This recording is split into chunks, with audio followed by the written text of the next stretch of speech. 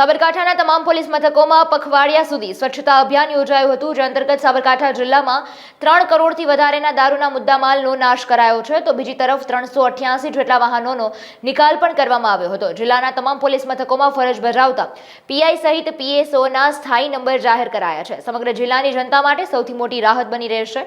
કોઈપણ વ્યક્તિ પોતાની ફરિયાદ સરળતાથી કરી શકશે અને સાથોસાથ જિલ્લામાં પોલીસ મદદ માટે હેલ્પ નંબર પણ જાહેર કરાયા છે, જેમાં સરકારી કર્મચારીઓ વિરુદ્ધ भ्रष्टाचारनी फरियाद नोंधवा माटे 1064 जाहिर करायो छे। माननीय प्रधानमंत्री श्री आदेश मुजब पुलिस डिपार्टमेंट द्वारा स्वच्छता अभियान चालू करवामां आव्या छे अने तमाम पुलिस स्टेशननी सफाई करवामां आवी रही छे।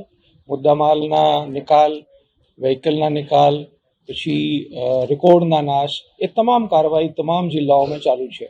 અને આજે અમે હિંમતનગર પોલીસ સ્ટેશનની વિઝિટ લીધી છે અને હિંમતનગર પોલીસ સ્ટેશનમાં પણ 3 કરોડ જેટલા મુદ્દામાલના નિકાલ કરવામાં આવ્યા છે।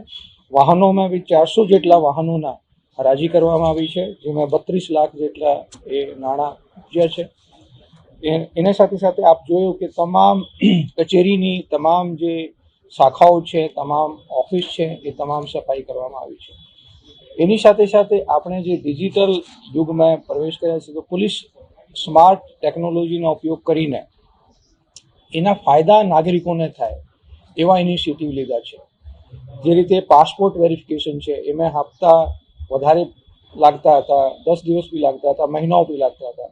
હવે એક જ દિવસમાં અમે વેરિફિકેશન કરવાની પ્રોસેસ ચાલુ કરી છે કે અને અરજદારને કોઈને પોલીસ સ્ટેશન બોલાવવાના નથી। પાસપોર્ટ વેરિફિકેશન માટે કોઈ પણ અરજદારને પોલીસ સ્ટેશન બોલાવવાની મનાઈ છે અને એને ઘરે જવાની પણ મનાઈ છે અને ઈ ગુજકોપમાં જ એમના ક્રાઇમ રેકોર્ડ વેરીફાઈ કરીને અને પાસપોર્ટ વેરિફિકેશનની પ્રક્રિયા કરવામાં આવે છે। એની સાથે સાથે ડિજિટલ ટેકનોલોજીનો ઉપયોગ કરીને ઈ એફઆઈઆરની ફેસિલિટી પણ નાગરિકોને આપવામાં આવી છે।